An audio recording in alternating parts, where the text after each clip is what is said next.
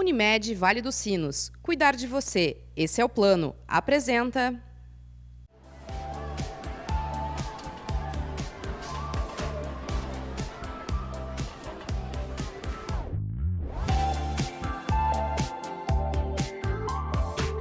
Apoio. Audibel Aparelhos Auditivos. Sua vida com mais saúde, conforto e liberdade. Sinuscom. Diagnósticos de imagem precisos e confiáveis ao seu alcance. Olá, tudo bem? Estamos começando mais um programa Pergunte ao Doutor, aqui na nossa Vale TV, canais 6 e 14 da NET e nas plataformas digitais. Eu gosto de trazer assuntos em que eu falo da multidisciplinaridade, em que vários profissionais estão sempre relacionados com as terapias. E hoje eu trago o amigo, paciente, fisioterapeuta Felipe Mega. Bem-vindo ao programa, Felipe. Tudo bem? Então, eu sou o Felipe, sou fisioterapeuta, formado pela Universidade Católica de Pelotas. Logo que eu me formei, eu já iniciei com formação pelo conceito neuroevolutivo Bobat, dei sequência nisso com os cursos de integração sensorial, do protocolo PED-ASUT também. Depois, alguns outros cursos para complementar as práticas profissionais, mas eu dei sequência nessa abordagem sobre neurologia, que foi o assunto que sempre me interessou, com a pós-graduação em fisioterapia neurofuncional e também com o mestrado em neurociências pela URGS. Então, tu és um fisioterapeuta que se dedicou ou se especializou em transtornos, dá para falar assim, neuromusculares. Do neurodesenvolvimento mais especificamente. Eu sei que atualmente tu trata basicamente então as crianças. Correto.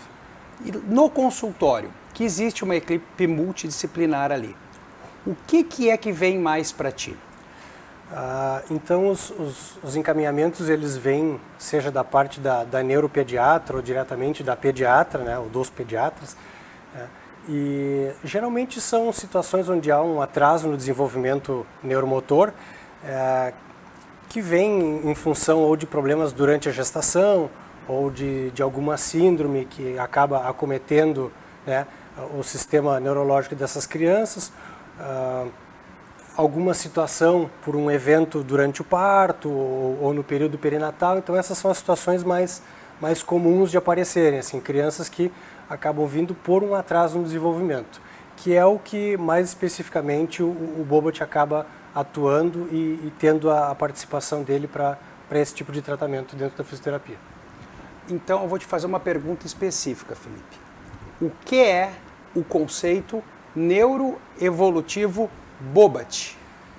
Então, a gente teve uma profissional de sobrenome Bobat que desenvolveu esse método junto com esse conceito, né, não é um método, junto com o esposo dela, que era um neurologista também, e eles começaram a estudar o desenvolvimento, tentando encontrar onde é que estava os pré-requisitos para as aquisições motoras. Eles são muito citados em livros de aprendizado motor e controle motor, eles são figuras muito importantes, né?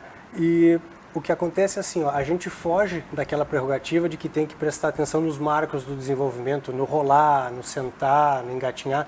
Essas coisas elas existem, são importantes, é um bom parâmetro, mas a gente precisa entender o que acontece com a criança para que ela passe de um desses estágios para o outro.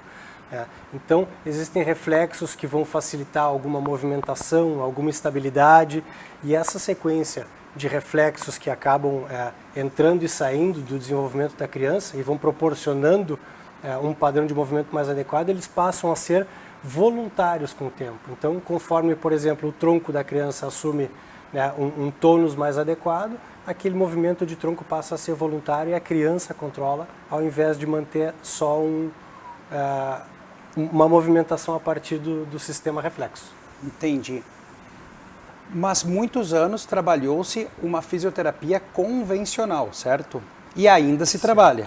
Certo, e ela não é pouco importante nem desnecessária, né? A gente se utiliza de todo o conhecimento acadêmico que a gente tem durante a formação para tratar os pacientes, inclusive dentro do Bobat, né? Tem manuseios e coisas que são mais específicos, ou de outras especialidades, de outras técnicas que a gente acaba incorporando, mas a gente sai daquela questão do fazer o fortalecimento muscular, de fazer o alongamento muscular. Todas essas coisas são importantes, mas a gente não trata só nisso. A gente usa os reflexos, o parâmetro dos reflexos, para inibir ou estimular a criança, né, em função do movimento. A gente alonga fazendo o movimento. Não é aquela fisioterapia estática, onde a gente só... Tipo uma musculação. Isso. Ou a musculação, ou o que chamam de stick puxa.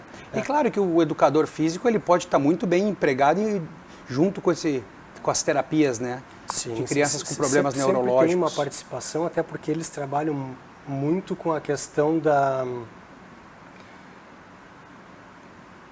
força? Da psicomotricidade, né? Que é um assunto que era basicamente deles e a gente acabou dividindo mais essa área de atuação em função de momento e tipo de paciente ou de aluno que a gente vai abordar, mas a psicomotricidade ela é super importante, então crianças com desenvolvimento, com algum problema, algum atraso, também acabam fazendo uma melhoria do repertório motor também com o educador físico. Aproveitando, tu como fisioterapeuta aqui, é uma coisa que eu tenho conversado com amigos professores de educação física, que é um momento de ensejo, que hoje os adolescentes estão muito focados em telas e estão deixando as brincadeiras de ar livre da infância passarem. E isso tem mostrado, que nem a gente brincava no passado, de falar de descoordenação, né? A psicomotricidade é isso, é tu pensar e executar as atividades tendo o teu meio como... Como é que eu posso explicar isso melhor? Eu acho que esse é o grande link para a gente falar do que é o funcional. A psicomotricidade ela vem, né, a ser utilizada de forma que o movimento se torne funcional, de que haja boas recuperações da perda de equilíbrio. São todas questões que a gente trabalha na infância e que o professor de educação física dos primeiros anos trabalha muito isso. Às vezes a gente acha que é só uma brincadeira, alguma coisa, mas não, ele está ali atuando em prol de situações que vão ser favoráveis para o nosso desenvolvimento. E o Bobat, apesar de não seguir esse enfoque, essa linha diretamente, ela trabalha também com o funcional. Então a gente precisa que aquele paciente ele desenvolva funcionalidade, né? Claro que dependendo do nível, né, a gente vai levar esse paciente a uma situação de maior autonomia dentro das possibilidades dele. Às vezes a possibilidade de grande autonomia é conseguir segurar o copo para se alimentar, segurar o garfo. E que para muitos isso é uma coisa muito importante. Manter o tronco estável, conseguir fazer... Ficar sentado. Ficar sentado. Então essas coisas são muito importantes e o trabalho vem da inibição de alguns reflexos e facilitação de movimentos para que aquilo seja desempenhado da melhor forma possível. Para as pessoas talvez entenderem de uma maneira mais fácil relaxar um músculo e contrair outro, ou contrair um e relaxar o outro, porque todos os nossos movimentos são ligados com o estímulo cerebral que vai neurologicamente pelos nervos no músculo, onde relaxa ou contrai. Exato, e quando a gente tem alguma lesão, o grande problema é que os reflexos, que são movimentos padronizados, né, que aparecem como movimento de forma padronizada, sempre igual, sem levar em consideração o ambiente ou a intenção, né? A gente acaba tentando melhorar e trazer para esse movimento uma questão voluntária.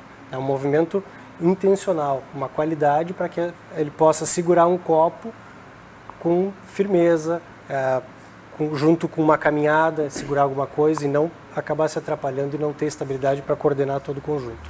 A gente vê que, às vezes, uma coisa que é difícil, incluso daí com outra especialidade, que é a fonoterapia, em que às vezes as mães ficam cansadas e dizem, parece que não está resolvendo, parece que não está resolvendo. Eu sempre estimulo a fisioterapia, a fonoterapia, tu tem que estimular para esperar uma resposta, mas cada criança com as suas lesões neurológicas, tu não pode esperar que seja d'água para o vinho. Se tu não estimular, daí sim que tu não está fazendo nada. A gente tem 2 pontos para colocar nisso aí muito importantes. O primeiro é a diferenciação do atraso, onde a gente pode recuperar, né, com a terapia, e outra coisa é a lesão que gera um atraso. As lesões cerebrais, apesar de, no conceito de paralisia cerebral, já está bem esclarecido, estabelecido que não é uma lesão que aumenta, a lesão ela não se agrava, mas o sintoma se agrava. Porque conforme tu vai reforçando aquele padrão de movimento, ele vai piorando naquele sentido. Então, se tu não, em nenhum momento tu tentar retirar a força daquele reflexo que está aparecendo, se tu não inibir ele... Reflexo ao contrário, no caso, né? A contração e o relaxamento, aquele que nós estávamos falando, gente. Tu vai ter que trabalhar de forma que isso fique amenizado e tu possa utilizar aquilo, né? Então, tanto na questão do aparelho locomotor, né, da fisioterapia, quanto da fono, se a gente não fizer nada, a grande probabilidade é que aquele quadro vai piorar. Com certeza. Então é importante estimular desde cedo, o tratamento precoce é importantíssimo, ainda que não se veja um atraso, sempre que o paciente tem uma lesão, é importante que ele já inicie o estímulo para que a gente não fique devendo lá na frente. Quando aparecer o problema, a gente já está correndo com essa adequação. E o segundo ponto que eu acho super importante é o papel da família nisso. É quando tu está atendendo o teu paciente, conseguir mostrar para o familiar, para o pai, para o avô, para o tio, para quem convive com essa criança, como é que ela vai ser beneficiada se tu posicionar ela melhor, se tu ajudar ela em alguns movimentos de uma forma mais adequada. Ou em vários. Vários. Mas em coisas simples, a gente não quer que o paciente, que o paciente vire paciente também em casa. A família tem papel de família, mas a gente pode ajudar na terapia, até porque o tempo de terapia distribuído na semana é muito pequeno para o resto do dia, né, para a rotina dessa criança. Então é importante que a família contribua para isso e é fundamental para conseguir um desfecho favorável para essa criança, que a família e os cuidadores estejam muito ligados com o que a gente está tratando dentro do consultório e o que é o objetivo do tratamento. Uma coisa importante que tu falou aí é que a criança também, ela tem percepção de muitas coisas e ela cansa também. E estimular no cansado é pior, né? Sim, a gente tem algumas terapias que são intensivas, né? Por exemplo, o Pediasut, que a gente aplica lá, a gente coloca uma roupa especial com tracionadores que proporcionam um melhor posicionamento. A gente pode, é como se tu tivesse mais mãos para estabilizar o paciente, então tu consegue trabalhar com maior liberdade, mas por ser intensivo, é uma terapia que leva 4 horas por dia, 5 dias por semana, durante 4 semanas. São 80 horas de tratamento para fechar um protocolo. Isso é super importante naquele momento. Tá? Quando a gente entende, bom, agora é hora de lançar mão de um protocolo mais intenso, porque ou a gente não está tendo bons ganhos, ou a gente está ficando estagnado, então a gente dá como se fosse na medicina, uma dose de ataque para que aquela criança responda, né, com qualidade. Então a gente proporciona esse tratamento para ela ter uma melhor condição, mas o que eu recomendo, inclusive, para famílias que têm muitas terapias distribuídas, às vezes 2, 3 no dia, vários dias por semana, é que espalhe isso no tempo, porque às vezes o cérebro não é capaz de incorporar, de assimilar todo aquele estímulo que está acontecendo, que está sendo oferecido para ela, mas que ela vai acabar não conseguindo absorver tudo. Por cansaço. Pelo cansaço, pelo estresse. O próprio protocolo intensivo do Pediasut, por ser 4 horas, não é só mental, é um desgaste energético. A gente precisa parar no meio do atendimento, fazer um lanchinho, comer, tomar água, se aliviar, se for o caso. Para a criança é bastante cansativo. Então a gente tem que ter em mente que todo o estímulo ele é importante, ele é benéfico, mas ele também precisa de uma dose. A gente precisa dosar o exercício e o estímulo que está dando. Tipo no caso que tu falou para as pessoas entenderem, às vezes em algum momento não fazer todas as terapias ao mesmo tempo. Investir só naquela para tal coisa, para ver a resposta, para depois acrescentar outras ou mudar essa, né? Tem uma situação muito... Acontece todo ano, pelo menos 2 vezes ao ano. São pacientes que vêm ganhando, que daqui a pouco dão uma estabilizada no quadro. E a gente, quando vai sair de férias, ou férias escolares, ou os pais vão sair de férias, ou no final do ano algum recesso, a gente fica, poxa, eu estava ganhando tanto com aquele paciente e agora a gente vai parar. E muitas vezes, para nossa surpresa, quando ele retorna para o consultório, ele está melhor. Porque ele descansou? Porque ele descansou, porque ele teve um tempo para usar aquilo sem ser no compromisso, sem ser na pressão vamos executar com qualidade. Claro que isso é super importante. Sem isso ele não chegaria naquele ponto. Mas é super importante que ele tenha o período de descanso. Isso sempre é benéfico. Isso para todos os exercícios, né, Felipe? Claro. Academia para nós mesmos. Não dá para fazer todo dia sem parar. O corpo precisa, a mente precisa. Muito bem. Voltando um pouquinho, que a gente começou a evoluir bem no assunto, qual vantagem tu pode nos ressaltar do conceito Bobat em relação à fisioterapia convencional, pontualmente? Segurando, então, gente, seguimos com essas respostas após nossos apoiadores. Já deu 15 minutos. Entendeu?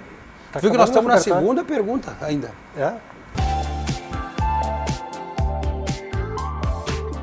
É com muita satisfação que a Unimed Vale dos Sinos faz a entrega deste presente especial a você. É o novo Hospital Unimed, referência em tecnologia, inovação e humanização. Uma estrutura toda conectada, com corpo clínico de alta qualidade, trazendo excelência ao atendimento hospitalar. Unimed Vale dos Sinos. Cuidar de você. Esse é o plano.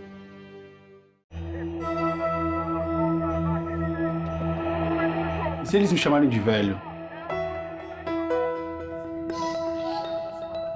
E se eles acharem que eu sou incapaz?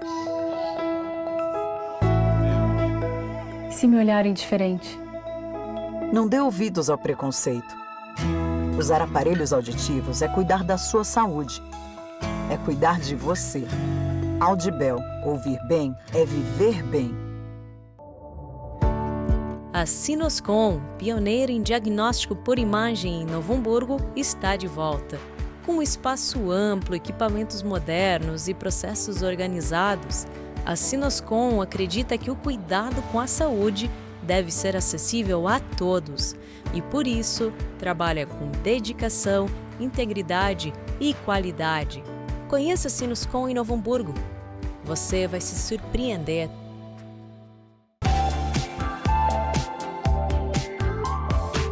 Voltando então, gente, retomei o assunto para deixar bem marcado assim, a nossa conversa. Felipe, deixa marcado para as pessoas entenderem então algumas vantagens do conceito Bobat em relação à simples fisioterapia convencional.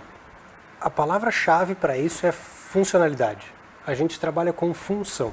Tá? Quando a gente inibe um reflexo para facilitar um movimento, que é a grande questão, principalmente de quando a gente está falando de lesões cerebrais, tá? A gente está proporcionando para aquela criança, para aquele paciente, uma possibilidade de um movimento mais adequado. Tá? E é isso que a gente quer movimento. Manter a rigidez do músculo por si só, ela não garante função. E o que a gente quer é que essa criança possa, desde a mínima função que a gente comentou, de segurar, de ter um sustento cefálico ou de ter um controle de tronco adequado, até ela de repente poder melhorar a marcha dela, porque de alguma forma ela tem uma espasticidade, né? Uma rigidez muscular que é reflexa. A gente pode ajudar tudo isso a acontecer de forma mais adequada, proporcionando durante a terapia função. Muito bem. Eu vou dar uma pimentada agora na nossa conversa, porque atualmente a neuromodulação tem ganhado cada dia mais visibilidade. É uma técnica basicamente nova, porque não se falava muito, é uma coisa antiga, mas não se falava muito. Mais ou menos assim. Exato. E o que tu pode nos trazer de informações da associação da neuromodulação com a fisioterapia? Fazendo um paralelo entre o Bobat e a neuromodulação ela vai gerar para o nosso sistema nervoso algo parecido com o que o fisioterapeuta gera para o paciente na reabilitação. Quando a gente inibe reflexos, né, ela vai ou excitar neurônios ou ela vai inibir a ação dos neurônios, né? Então a gente vai ter sistemas que a gente quer que fiquem mais ativos ou menos ativos. A gente tem essa possibilidade nos dois tipos mais utilizados no momento como neuromodulação, que são a estimulação transcraniana magnética e a estimulação transcraniana por corrente contínua. Que fica, a magnética fica tipo um ímã em cada lado. Não, a magnética ela é uma bobina que tem um cabo, né, e ali a gente tem a bobina de diversos modelos, mas pegando a mais básica, uma bobina circular, ela vai liberar pulsos magnéticos que, dependendo da frequência, vão ou estimular neurônios ou inibir neurônios. Né? Então esse era o paralelo com o Bobat, né, de estimular uma coisa ou inibir outra. E por corrente contínua, a gente precisa assim, de dois polos, então a gente tem o polo positivo e o negativo, para essa corrente circular pelas posições que a gente coloca, então um lado a gente vai estar estimulando e o outro a gente vai estar inibindo. Né? Então se a gente quiser estimular o córtex, a gente vai posicionar esses eletrodos de forma adequada, ou a bobina da magnética também na posição adequada, na região do cérebro que a gente quer que ela atue, e vai proporcionar esse estímulo. Uma coisa muito interessante e legal é fazer a associação da neuromodulação, e na fisioterapia uma das situações legais é usar a corrente contínua, porque tu pode fazer enquanto tu te movimenta. Então tu vai lá estimular esse córtex motor e ao mesmo tempo mandar o estímulo, tá, da vivência, da experiência, do que o fisioterapeuta pode gerar de estímulo para essa criança. Então isso é super interessante, eu diria que é uma das melhores situações que a gente pode proporcionar hoje, inclusive junto com o PEDIA, que a gente estava falando sobre a quantidade de estímulos e a possibilidade de absorção. A corrente contínua, ela não faz a despolarização dos neurônios, mas o que ela faz? Mas ela excita. Ela movimenta o limiar neuronal. Então é como se tu deixasse aquela população de neurônios mais perto de se excitar. Então quando tu dá o estímulo correto, com a estimulação no lugar correto do encéfalo, tu está gerando para ela uma possibilidade de absorver aquilo de uma melhor forma. Então, é uma associação sensacional para a gente ter compreensão também, né? Neurológica resultados. Do movimento. Compreensão do movimento e as aplicabilidades vem crescendo, porque os estudos vêm crescendo, né? A gente usa não só para a parte motora, mas para depressão já está super bem documentado, para dor está documentado. Tem diversas situações em que a gente não usa para a patologia, mas para sintomas. Então, tu consegue utilizar em algumas patologias a melhora de algum sintoma que melhora a qualidade de vida. É claro que para o meu caso, a situação motora. A estimulação transcraniana magnética, ela é super interessante, ela é, eu diria, superior em termos de, quando tu geras o estímulo, geras sinapse também, ou inibição daqueles neurônios, tá? Mas a questão de associar com o movimento é bastante interessante, tá? Até porque os resultados dos estudos, em geral, mostram equiparação. Então, quando tu podes fazer diretamente a TMS, que é a magnética, isso é muito legal, mas para gerar movimento, a corrente contínua pode acabar sendo uma situação mais interessante.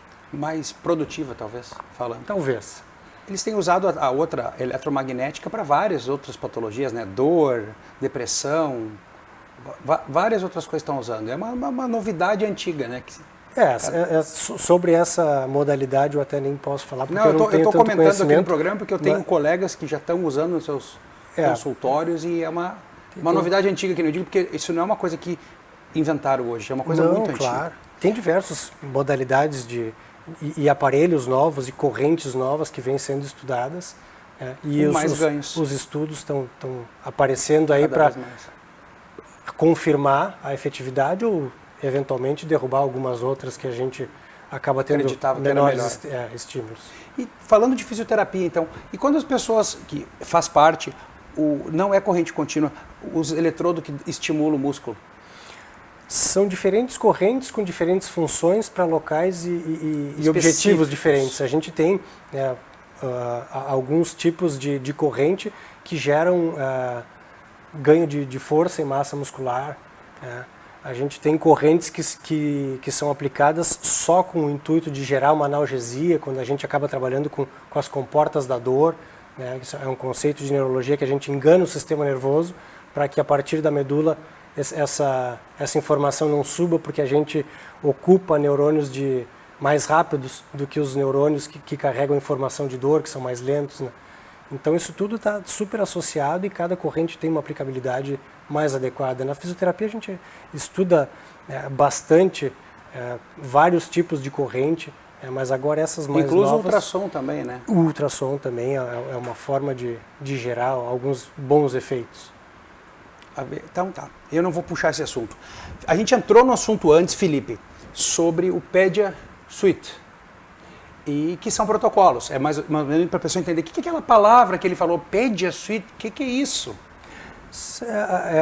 Na verdade, é uma veste, né? A gente tem um short e um top que a gente consegue tracionar e gerar estímulo para que os músculos se posicionem melhor, né? A gente vai acomodando conforme a necessidade. Daqui a pouco a gente consegue movimentar uma perna mais em rotação, deixa aquela estrutura corporal. Traciona o tronco como se ficasse em pé. A gente pode deixar essa criança em ortostase, em pé, e a gente pode usar a gaiola também, onde a gente literalmente pode fazer diversas coisas, gerando não só experiências que só com a mão a gente não conseguiria, mas facilidade para o terapeuta também conseguir enfocar em coisas mais detalhadas, mais minuciosas do componente do movimento para que aquilo fique mais adequado. Reforçando, então, que o protocolo PediaSuite, então, ele tem contraindicações. Ele tem contraindicações, sim. Algumas situações como escoliose mais severa, mais grave, pode acabar não sendo interessante, porque os tracionadores podem acabar machucando um pouco mais essa coluna. Luxação de quadril é uma situação que tem que se ter muito cuidado, às vezes até algumas subluxações, em função de fazer um deslocamento, né, de tirar aquela articulação da situação mais adequada dela. E epilepsias, né, convulsões não controladas também são bastante perigosas em função do gasto energético e do estresse que aquelas 4 horas de tratamento podem gerar para a criança, e aquele estresse pode acabar vindo a se tornar um episódio epilético, uma crise convulsiva. Isso é possível. Cirurgias também com fixação de coluna têm que ser muito bem observadas em função de movimentos em rotação, tudo isso a gente tem que estar bastante atento. Aquela história do tratamento personalizado, né? Tu tem que realmente ter aquela anamnese, avaliação física, para saber que rumo vai levar, né? E tu faz, não é pejorativo o que eu vou falar, a gente pode falar que com várias frutas a gente faz uma boa salada de fruta. Tu acha que as terapias podem ser uma boa salada de fruta, somando-se, ou melhor, cada uma por sua vez? Elas devem se somar sempre que o objetivo de um paciente para o outro se modifica e que a gente possa trazer para aquela terapia qualidade. Então a gente sim precisa estar sempre em formação, precisa estar sempre alimentando conhecimento para que tudo que a gente aprende acabe de alguma forma melhorando a qualidade do que a gente vai proporcionar para o paciente durante o tratamento. É que tu falaste antes, né, do ganho. Percebeu que não está tendo ganho. Ganho é evolução no tratamento. Tu tem a alternativa, com teus estudos também, de acrescentar novas técnicas e conceitos para que tenha evolução na terapia. Assim como o paciente vai ao médico e às vezes um antibiótico não faz efeito e é necessário trocar, a gente também tem técnicas, movimentos que a gente precisa modificar, entender qual é o padrão, qual é a força, né, dessa lesão, qual é o tamanho dela e o que ela está gerando nessa criança. Cada lesão e cada paciente, cada síndrome que seja, se manifesta nas crianças de uma forma diferente. Boa alusão, muito boa do antibiótico. No teu dia a dia, qual é o transtorno que tu mais trata? Em geral são as lesões mesmo. Lesões de nascimento? Lesões em função do parto. Essas são situações que vêm muito... Hipóxias que a gente fala. As hipóxias, anóxias. Isso. São situações que chegam mais lá. Alguns atrasos devido a alguma síndrome também, a gente tem algumas. Alguns atrasos de causa desconhecida ou em investigação, a gente não necessita necessariamente a gente não necessita de um diagnóstico para tratar, né? É diferente da atuação médica, a gente enxergando e avaliando que há necessidade de corrigir um atraso, de corrigir alguma situação motor ou neurológica, a gente atua no sintoma. Tu como pai, tu não tem, mas se tu tivesse uma criança com necessidade especial neurológica em casa, o que tu diria para eles, ou prestar atenção, ou como seguir, um conselho de um profissional que trabalha com crianças com alterações neurológicas? É talvez um conselho muito difícil ou muito fácil para mim dizer, né? Justamente porque tu diz que eu não vivo isso, e é uma situação única tu ter na tua casa um filho... Tu vive a dor dos outros, tu não vive a tua dor. Eu nunca gosto de tentar me colocar no lugar do outro porque é impossível, né? Mas a grande questão é tentar não negar, tentar realmente escutar os profissionais e se eles estão te solicitando ou te indicando alguma terapia, vai. Não é porque ele tem ou não tem, ou que no curso da investigação se mostre que não havia nada, que era um atraso que estava acontecendo por uma razão qualquer. Investir no tratamento e não permitir que essas repercussões se estendam no tempo, o longo prazo sempre é pior. Então, investir em estimulação o mais precoce possível em qualquer área, seja na fono, na fisioterapia, na TO, qualquer que seja. Se há um atraso precoce, tratar precocemente é sempre a melhor opção. Acreditando na honestidade dos profissionais, eu quero ressaltar sobre isso. Porque muitas vezes, quando as terapias não evoluem bem, a gente se depara com a informação, aquela desgostosa, de que dá como impressão que o profissional fica indicando a terapia com interesse financeiro. Isso é uma coisa que fica muito delicada, mas eu acredito nos profissionais e eu acredito que os pais que têm condições ou que, enfim, o governo está ajudando, investir, sempre crescer, sempre melhorar para novos ganhos. A gente sempre precisa buscar o profissional e que nos traz segurança. Tu tem que gostar também, tem que ter empatia, né?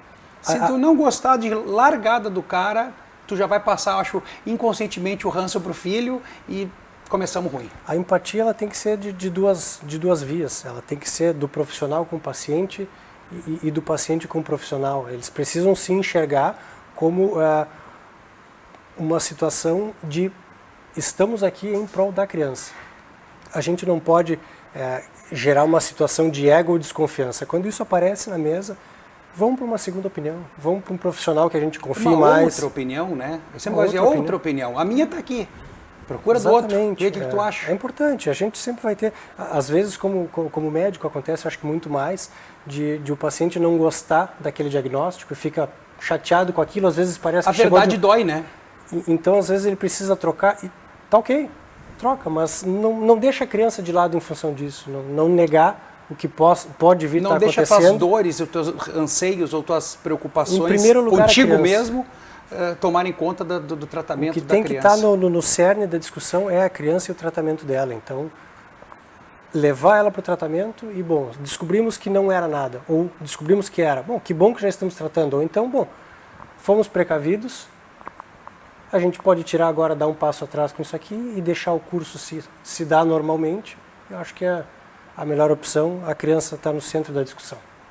Tu quer nos falar um pouquinho sobre as estimulações transcranianas, que tu trabalha em equipe, tu quer abrir um pouco isso aí para o pessoal?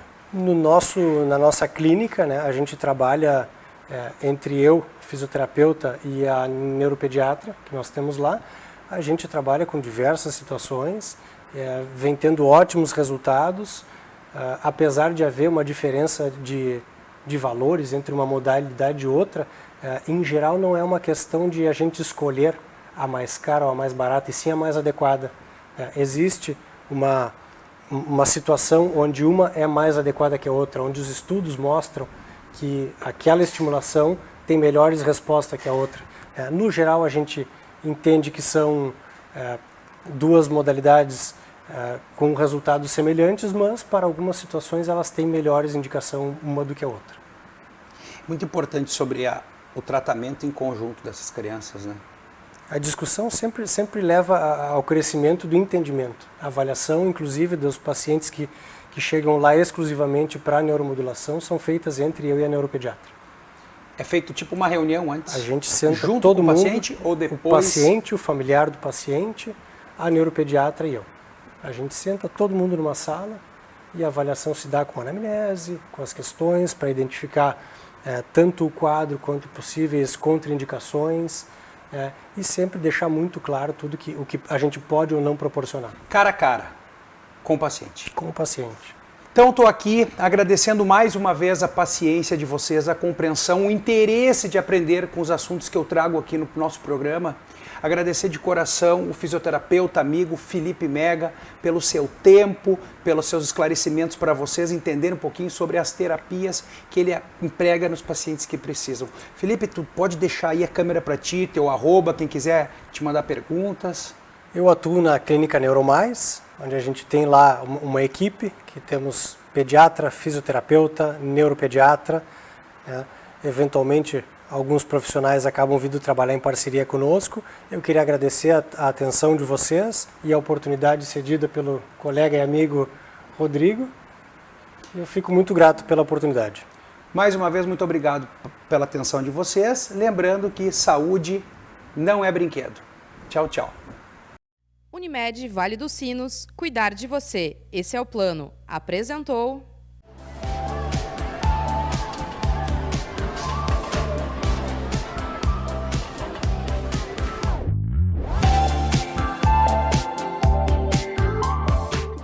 Apoio. Audibel Aparelhos Auditivos. Sua vida com mais saúde, conforto e liberdade. Sinuscom. Diagnósticos de imagem precisos e confiáveis ao seu alcance.